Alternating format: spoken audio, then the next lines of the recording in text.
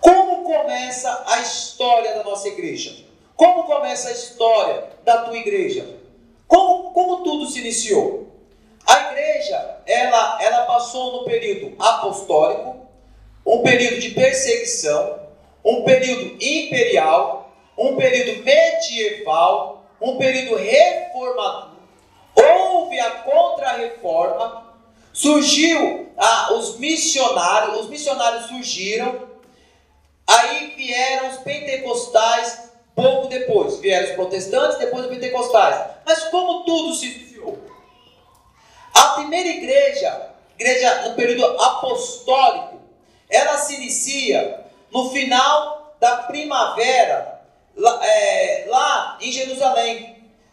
Quando Cristo, ele morre, ressuscita, ele permanece aqui 40 dias, ensinando, e após 10 dias da ascensão, quando Jesus volta para o Pai, os apóstolos, que ali já começam a ter o título de mestre, professores, eles estão reunidos, estão orando, aguardando uma promessa de Jesus. A promessa dessa forma: ficar em Jerusalém, até que do alto sejais revestido de poder. Houve já muitas pregações, com certeza você já ouviu já muitas pregações acerca do dia de Pentecoste. Pentecoste é uma palavra grega, Pentecosto, que é 50ª, uma festa judaica. Mas entenda o que eu vou dizer. Nesse dia, o Espírito Santo veio sobre esses homens que estavam orando, dos remanescentes, dos que permaneceram firmes com Jesus, e eles foram revestidos de tal forma que eles falaram outros idiomas. Eles falaram, diz a história, que 17 idiomas distintos, e os homens ficaram perplexos, porque eles conseguiam ouvir e entender no próprio idioma deles. O que é gozado é que Pedro se levanta e começa ali um lindo sermão. Talvez seja um dos mais lindos, porque Estevão da mesma forma fez, Paulo também. E diz a palavra no livro de Atos que quase 3.000 pessoas se batizaram. Meu Deus do céu, eu estou dizendo 3.000 pessoas se batizaram. Ali se inicia a igreja no período apostólico. Esta igreja tinha algumas colunas, e Paulo registra isto em uma carta à igreja da Galácia. Tiago, Pedro e João, eles eram as colunas da igreja primitiva. A igreja inicial, ela começa em Jerusalém. Os seus membros iniciais são judeus. Se teve uma igreja, presta bem atenção, que rendeu frutos para a igreja, organismo que vai ser arrebatada, foi esta igreja deste período.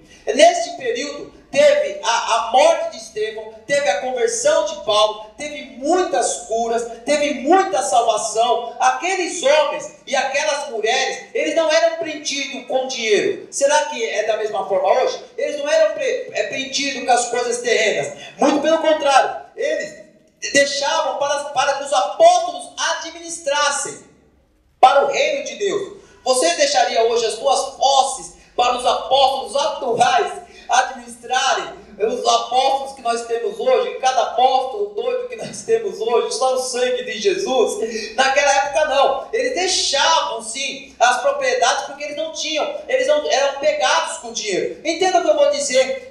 A conversão de Paulo ganhou toda a Ásia Menor. Paulo não ficou aquela pessoa monótona, parada. Paulo, ele foi um desbravador, foi um homem que ganhou almas para Jesus. Foi uma igreja que, um pequeno grupo, poucos homens e poucas mulheres, fizeram um barulho, mas fizeram um barulho.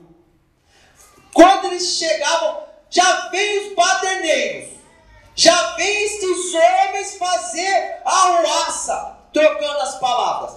Após isto, antes disso, César Augusto, ele fez o Estado, ele tornou o Estado como um Deus. Não entendi, pastor. O imperador, ele é deusado. O próprio imperador, ele se figurava como Deus. No período de César Augusto, isso foi alguns anos antes. Logo, Nero, você já ouviu falar de Nero com certeza? Nero, ele se colocou como o Estado endeusado. Nero se colocou como Deus. Que esse Nero foi o grande perseguidor da igreja. Portanto, sai do período apostólico e vem para o período de perseguição. Uma nova era surge para a igreja. Quem que foi Nero? Nero não foi nada mais, nada menos de um homem tão cruel, mas tão cruel. Ele matou a própria mãe, matou o professor Seneca, matou a própria esposa Otávia, matou o apóstolo Paulo. Você pensa que o apóstolo Paulo morreu como esses homens morrem hoje? O apóstolo Paulo, a única coisa que ele queria era os pergaminhos e a volta de Marcos, porque ele tinha tido um problema com Marcos. Me traga Marcos,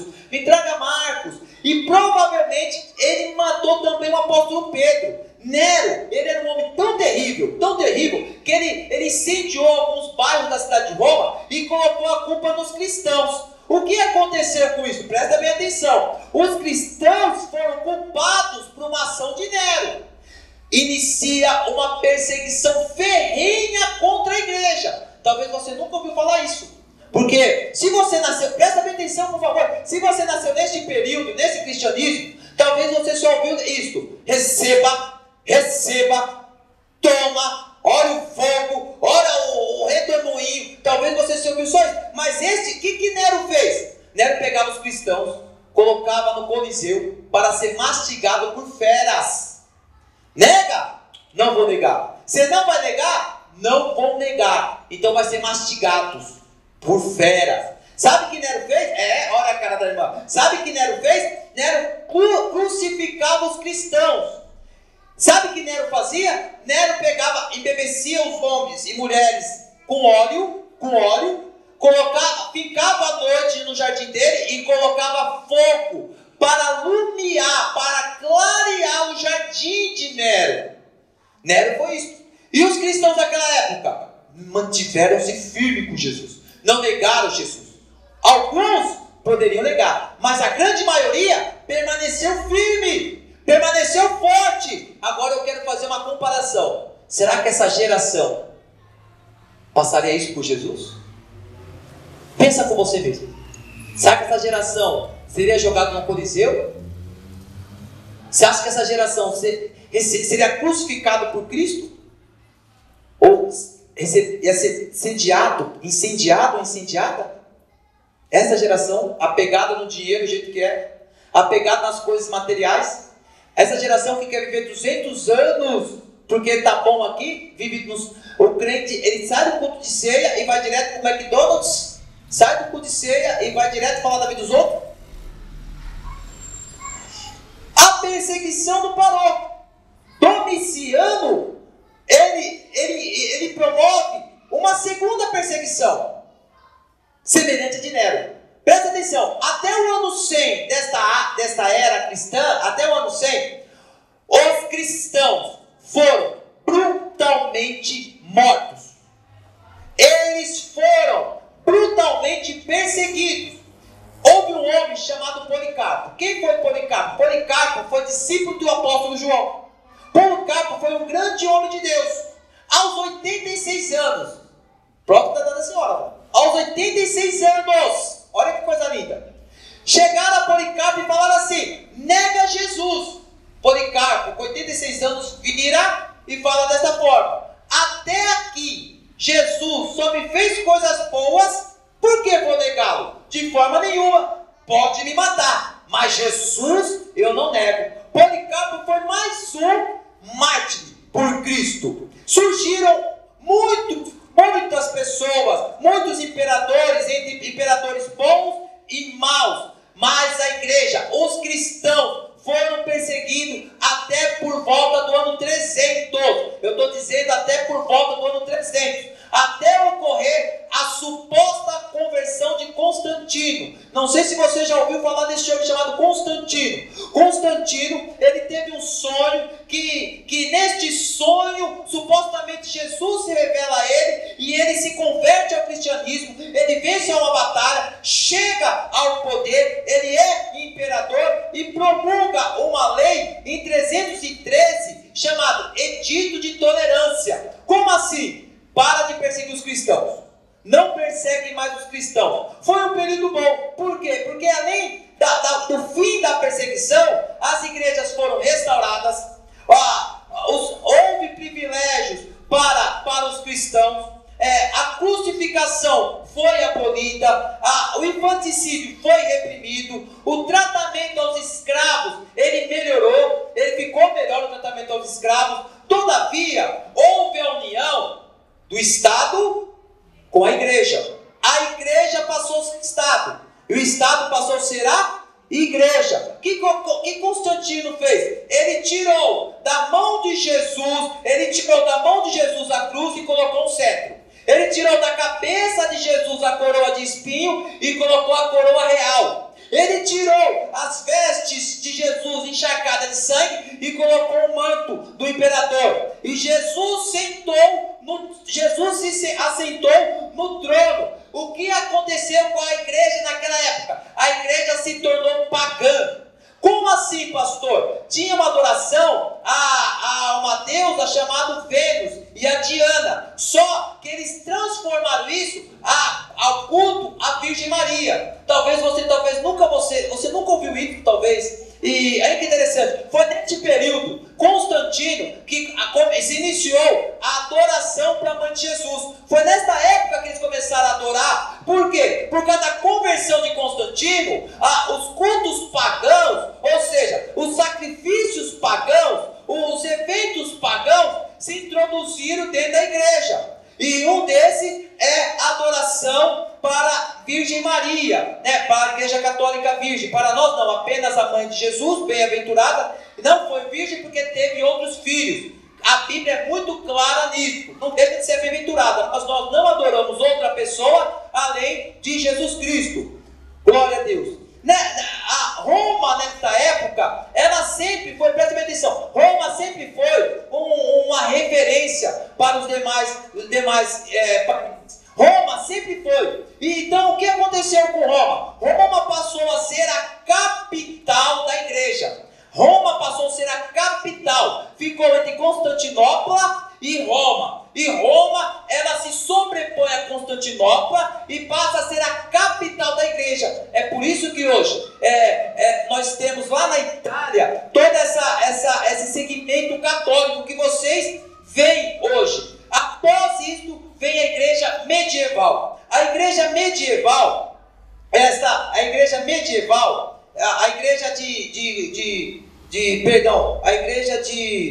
do imperador Constantino foi a igreja imperial. Após a igreja imperial, vem a igreja medieval. Essa foi a pior época da igreja. Presta bem atenção. A pior época da igreja foi esta. O primeiro papa, considerado um grande papa, é chamado Gregório o Grande. Ele foi um homem bom. Porém, a igreja se fortaleceu, a igreja católica se fortaleceu através do quê? Documentos fraudulentos. Como assim documentos fraudulentos? Documentos que eles falavam que Pedro assinou para poder fortalecer a autoridade da igreja católica. E através desse documento, a igreja católica foi se fortalecendo. Entretanto, foi chamado por alguns historiadores, de 1850 até 1200, a meia-noite da Idade Média. Por quê? Dentro da igreja teve subornos, corrupções, imoralidade. Dentro da igreja, a igreja se tornou um local de prostituição. Não tinha outra igreja. A única igreja que tinha era a igreja católica. Não existia outra igreja. A única igreja que tinha era a igreja católica. E eles olhavam para o Papa se envolvido com prostitutas. Olhava para o Papa se envolvido com suborno. Presta atenção, eu estou contando a história da tua igreja. As pessoas vêm para a igreja, bate palma, pula e não sabem o que aconteceu. Os cristãos daquela época iam para a igreja e tinha papas se envolvido com meretrizes, com prostitutas. Estou falando no plural, não é com uma mulher. Papas se envolvido com corrupção. Não eram homens com chamados. Eles compravam o papado. Eles compravam o cargo eclesiástico. Eles se colocavam lá. Só para você ter ideia do que eu estou dizendo, só para que você tenha ideia, teve um homem, um papa chamado Sérgio III. Esse papa que foi por volta do ano 904, 911, ela tinha um amante chamado Marósia. Marósia, juntamente com a sua mãe Teodora e a sua irmã, puseram na cadeia papal seus amantes seus filhos bastardos, transformando o local ali num grande ficou um local de confio, de prostitutas e ladrões. Olha como ficou a igreja. Essa é a igreja católica. Esta igreja católica, no período chamado meia-noite da Idade Média. Os papas foram se fortalecendo. Por quê? Vou mais uma vez refrescar sua memória. A igreja passou a ser Estado. A igreja se uniu. Não existia Estado. O Estado não poderia se opor à igreja, porque a igreja era Estado. A igreja e o Estado eram um somente. Existia um Papa, só para que você tenha ideia do que eu estou dizendo, e o Hildebrando, ele se tornou um homem intocável. Ele impôs a supremacia da igreja. O que o Papa Hildebrando fez? Ele falou o seguinte: Estado, quem manda aqui é a igreja. O que o Papa Inocêncio III fez? O Papa Inocêncio III, em 1198 a 1216, ele se declarou vigário de Cristo, vigário de Deus. Pastor, o que é vigário de Cristo? O que é vigário de Deus? Ele falou assim, o Papa Inocêncio III, ele falou assim: abaixo de Deus estou eu, acima dos homens estou eu. Ninguém me julga além de Deus, e eu julgo todos os homens. Olha o que esse Papa fez. Ele se colocou entre Deus e os homens. Este Papa foi o Inocêncio III, que decretou a transubstanciação, trocou a ceia pela hoste.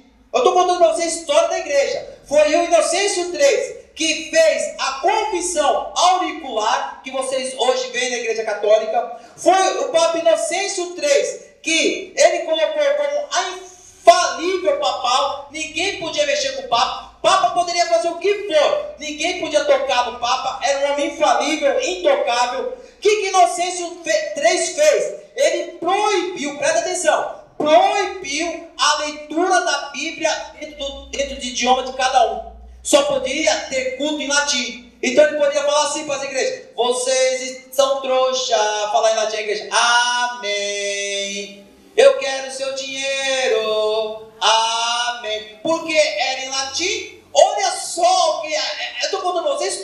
Talvez você nunca ouviu isso. Talvez nem o pastor se preocupou em te ensinar isto. Sabe por quê? Porque os pastores, infelizmente, eu vou fazer uma comparação com o prédio de hoje. Ele não está preocupado em te ensinar. A minha preocupação aqui nesta igreja é te ensinar. A minha preocupação é firmar os teus pés em Cristo. Hoje, muitas pessoas, elas saíram das igrejas por causa de homens. Só que Jesus não tem nada a ver com isso. Eu fico magoado, nós nos abatemos, isso é normal. Mas Paulo fala assim em Filipenses capítulo 4, verso 2: eu sei estar abatido. Em outras palavras, apesar de tudo isto, nós temos que ter maturidade e fazer assim: eu sei estar abatido, eu estou abatido, eu estou triste, mas Jesus é perfeito, dele eu não largo, ele vai voltar e eu quero ser arrebatado. É isto que nós precisamos aprender. A igreja viveu isto, viveu esse tipo de coisa. Aí você fala assim para mim: pastor, e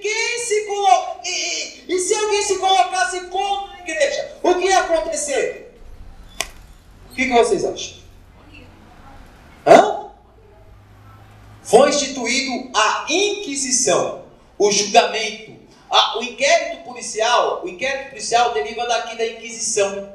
Como assim? Quem se opor à liturgia do culto em latim, herege. Quem se opor à transubstanciação, herege. Quem se opor ao Papa, herege.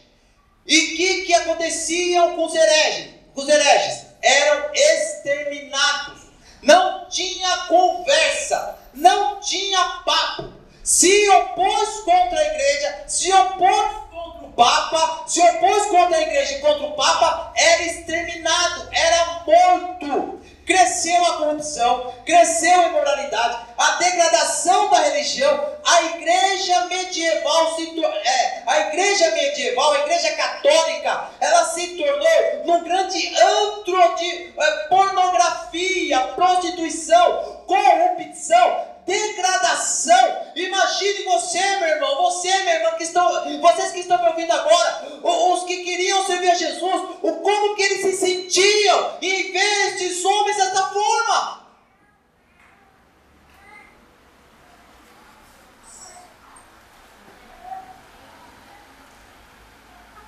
tem o alvorecer da alvorada. Não dá para contar toda a história da igreja. É muito grande. Eu estou fazendo um resumo.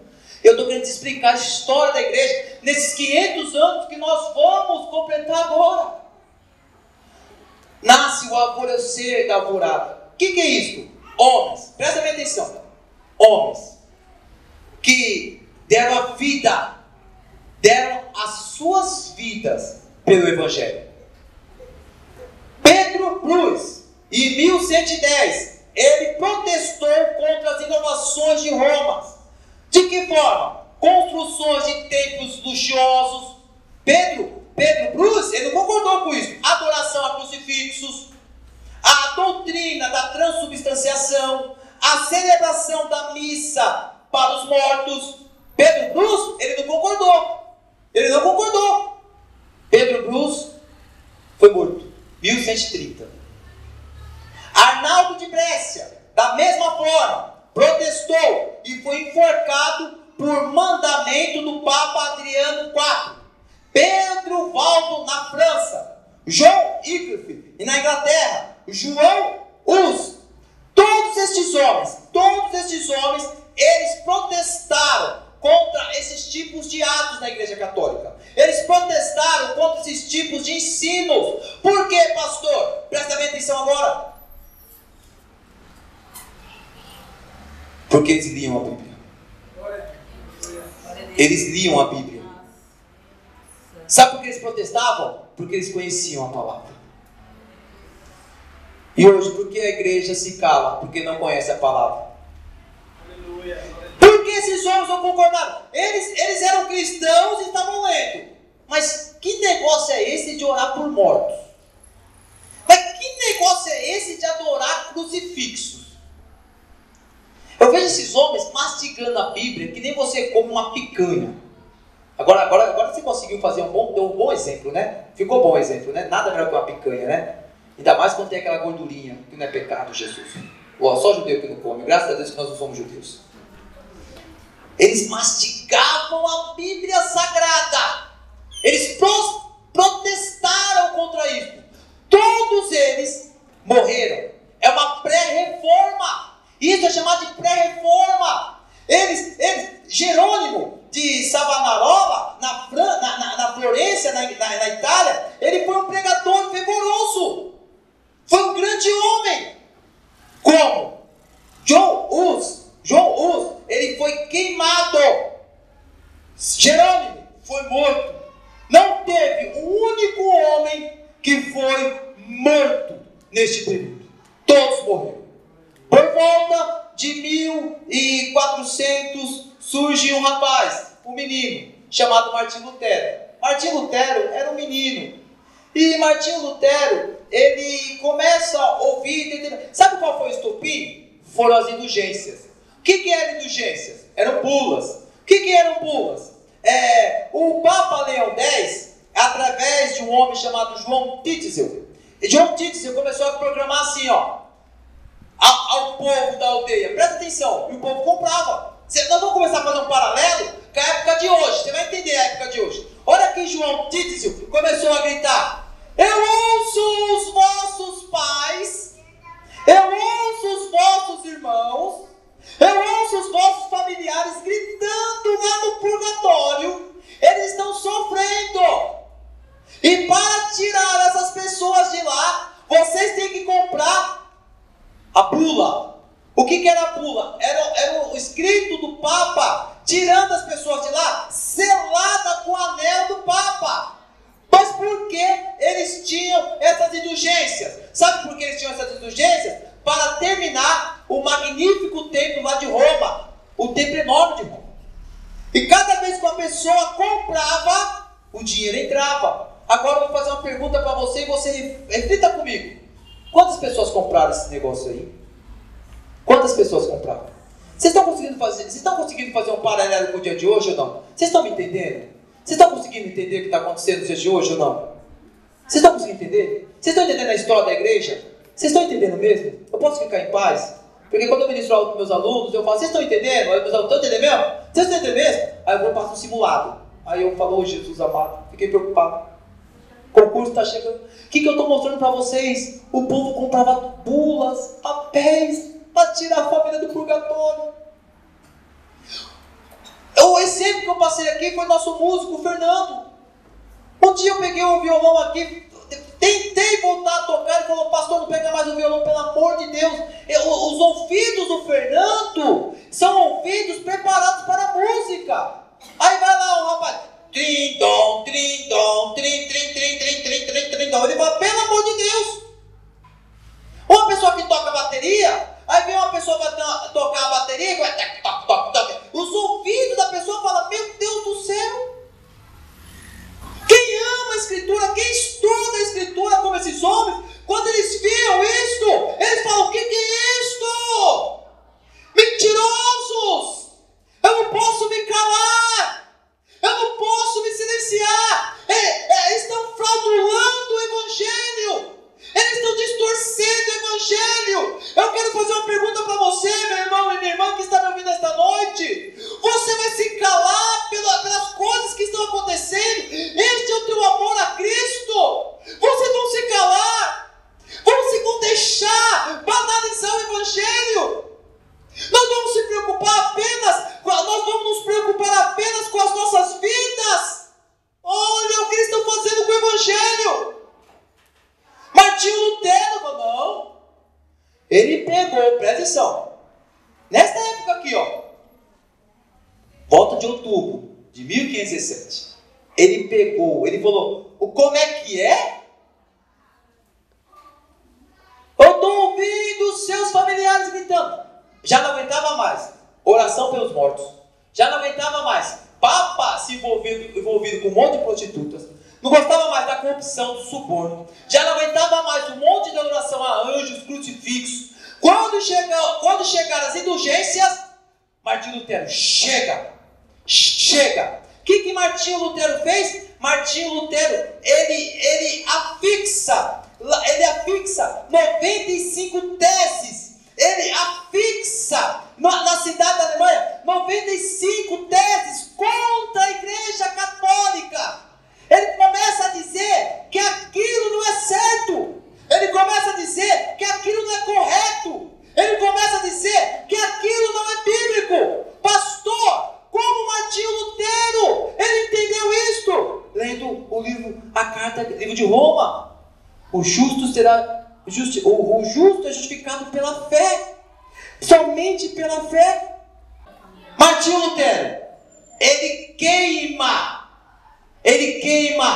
as bulas e rompe com a Igreja Católica Apostólica Romana. Ele rompe. Por causa disso surge a Reforma Protestante. Martinho Lutero, João Calvino e muitos outros.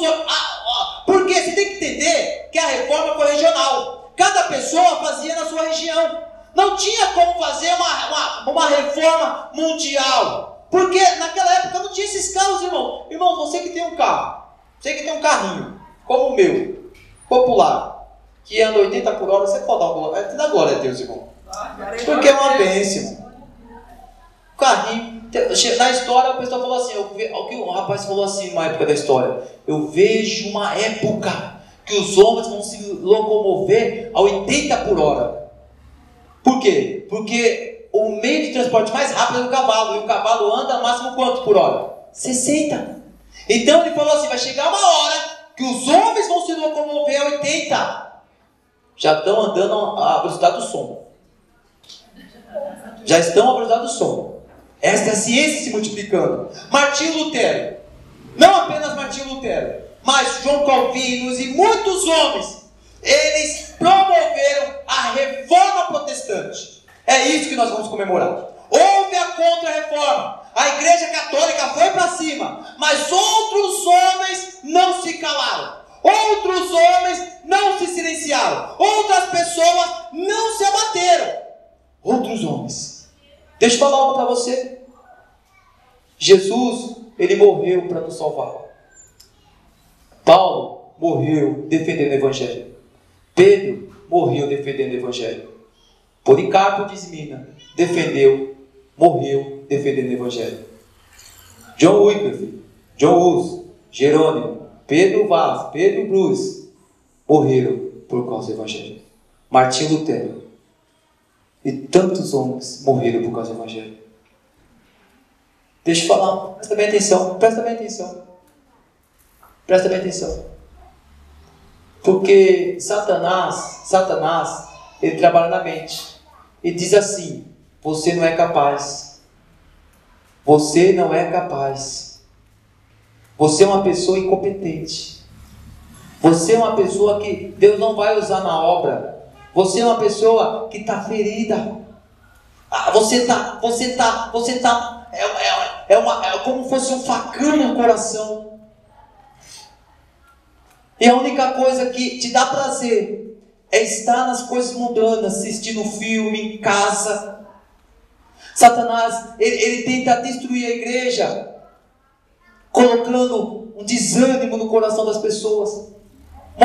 Ou fazendo você olhar para as coisas que estão acontecendo de uma forma diferente. Mas Deus conta com você, meu irmão. Deus conta com você, meu irmão. Você não é incapaz, não. É mentira de Satanás. O problema não é ouvir Satanás, o problema é acreditar nas mentiras dele. Você não é um Zé Ninguém, não. Deus não chama incapaz. Deus está contando com você. Deus está contando com você, meu irmão. Deus está contando com você, minha irmã. É com você que Deus está contando nesses últimos dias.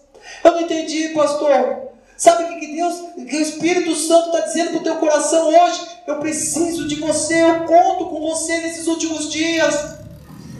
Quem vai pregar a palavra? Quem vai anunciar a palavra? Quem vai defender o Evangelho em 2017? É você que Ele conta. É com você. Você ama Cristo? Você ama Cristo? Você ama? Deus pode olhar no teu coração e você dizer: eu amo Cristo, eu amo o Evangelho. Ama. Deixa eu fazer uma comparação. Você ama a sua família? Você ama a sua família, sim ou não? Sim. Sim ou não? Sim. Alguém toca na sua família? Não. Alguém toca na sua família? Não. Por que a negligência em relação ao Evangelho?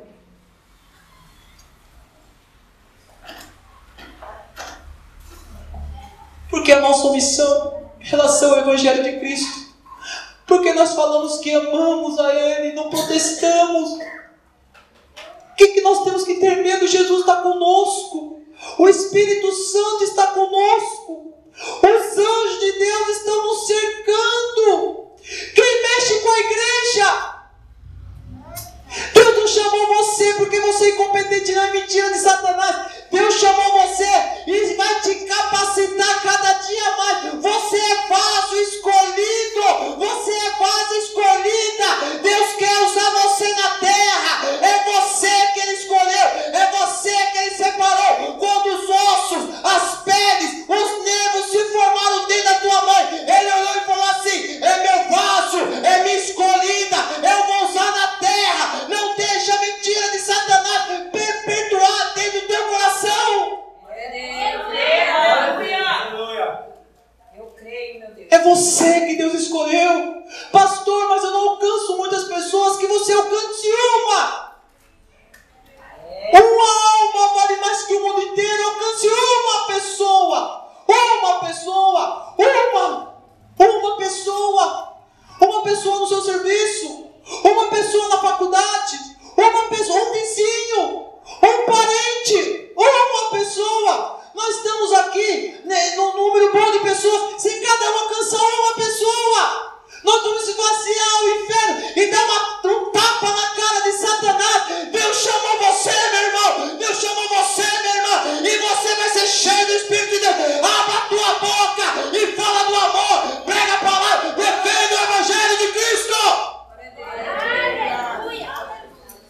Deus não chamou ninguém para ficar inerte. Deus não chamou ninguém para ficar negligente. Deus não chamou ninguém para ficar parado dentro da igreja. O ID é para a igreja. O ID é para a igreja. É com você que Deus quer contar. O grande problema de tudo é que Satanás, o que ele faz? Presta bem atenção. Ele vai esmagando toda a tua motivação. Ele vai esmagando o teu ânimo. Ele vai esmagando o teu ânimo. Ele vai esmagando, vai esmagando, vai esmagando, vai esmagando. Hoje tem evangelismo. aí está esmagado, está pulverizado pelas mentiras dele. Hoje nós vamos sair para evangelizar. Aí você olha para você e você olha para as suas falhas. Para entrar no céu tem que ser perfeito. Você é perfeito? Você é perfeito? Como que eu vou entrar no céu então? É através de Jesus. Quando eu estiver na porta do céu, eu vou falar assim: Jesus, se coloca na frente agora, por favor, porque chegou um momento que eu cheguei até aqui, agora não dá mais. Agora se coloca na frente. Salvação é fé, salvação é graça. Pastor, o que o senhor está dizendo nesta noite? Esses homens protestaram. Esses homens defenderam o Evangelho. Eu perguntei para você: você defende a sua família? Você falou sim. Você ama a sua família? Você falou sim. Eu perguntei: alguém mexe com a sua família? Você falou não. E o Evangelho de Cristo? E o Evangelho de Cristo? O Evangelho de Cristo. Nesta noite,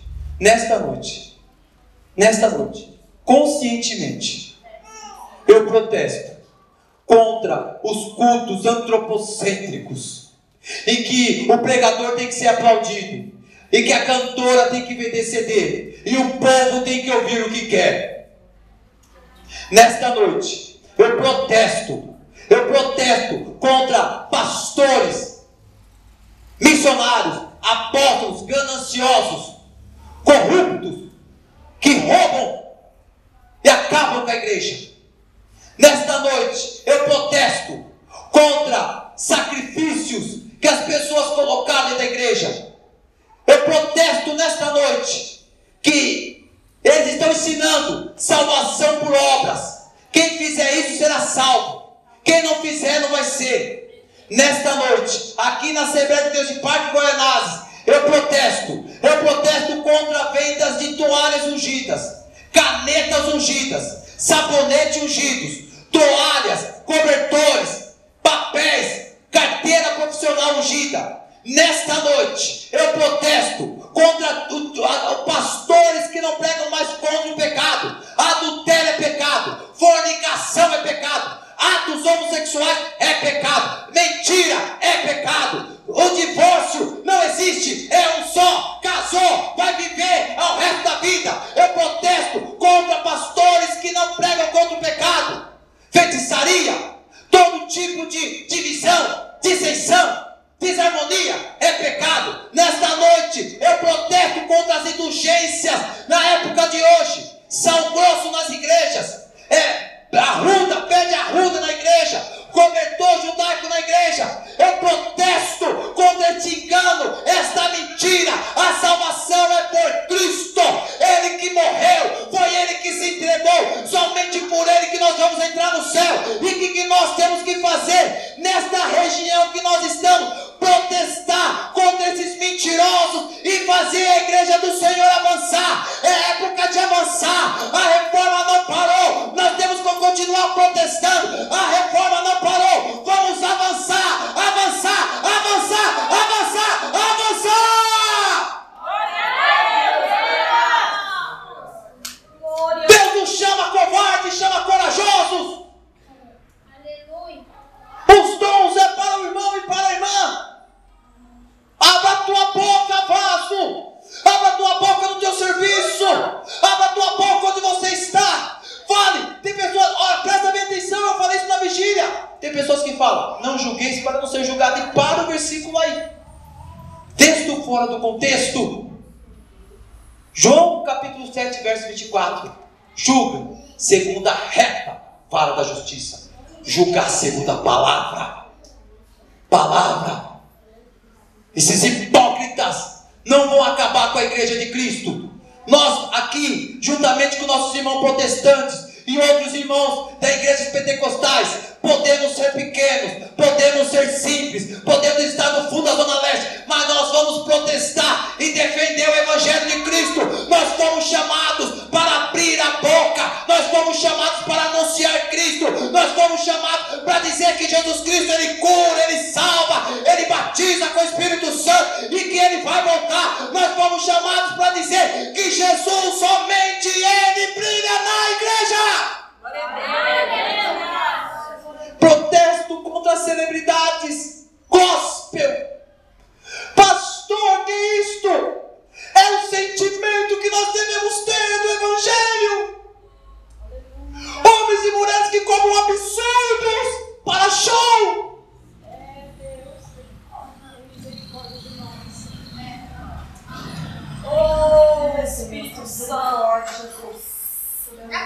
Deus pode contar com você. Não, a pergunta de... Irmão, você está falando para você, meu irmão. Irmã, você ama Cristo mesmo?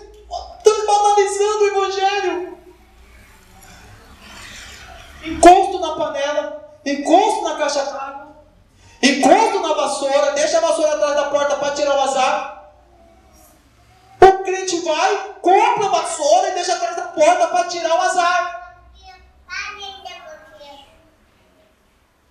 Você vai se silenciar? A pergunta que o Espírito Santo está dizendo a você: você vai se silenciar? Hoje é uma palavra de doutrina. Você vai se silenciar? Você vai se silenciar? Jesus pode contar com você? Pode contar? Pode contar? Aleluia! Eu protesto nesta noite contra a teologia da prosperidade, que traz um monte de pessoas para a igreja para receber bens. Eu protesto nesta noite com essa teologia que traz um monte de pessoas. Deixa eu ensinar algo para você. Você pode ensinar algo? Pode ensinar uma coisa bem importante? Talvez, acho que ninguém falou isso para você. As promessas para Abraão são terrenas. São terrenas.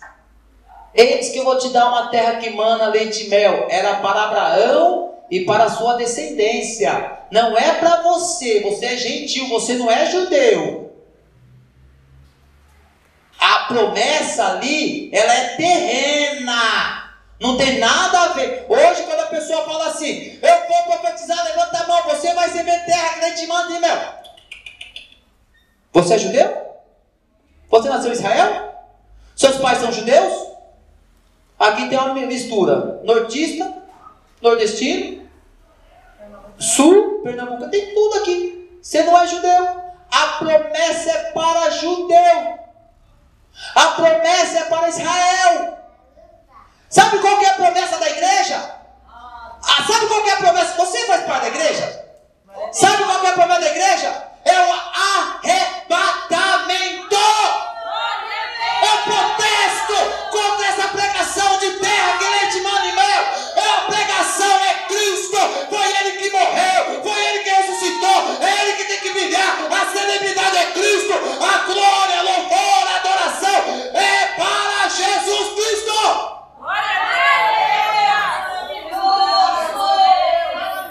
Porque nós estamos aqui para defender o Evangelho. Porque nós estamos aqui para pregar o verdadeiro Evangelho. Porque nós estamos aqui porque nós seremos arrebatados. Porque nós estamos aqui porque nós amamos a Deus. Porque nós estamos aqui porque a graça superabundou o pecado. Porque nós estamos aqui porque Deus nos deu fé. Porque nós estamos aqui porque o sangue nos redimiu. Porque nós estamos aqui porque o Espírito Santo habita em nós. Porque estamos aqui porque Deus é bom e a misericórdia é a razão de nós sermos consumidos. Porque nós estamos aqui porque Jesus nos amou. Porque nós estamos aqui porque Deus nos amou. Porque nós estamos aqui porque o Espírito Santo nos amou. Porque nós estamos aqui porque nós amamos a Deus.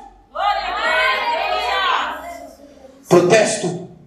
Esse é o sentimento que tem que estar no teu coração. Defenda o Evangelho de Cristo. Defenda o Evangelho de Cristo. Defenda. Meu irmão, minha irmã, a palavra de Deus para o teu coração é: defenda o meu Evangelho.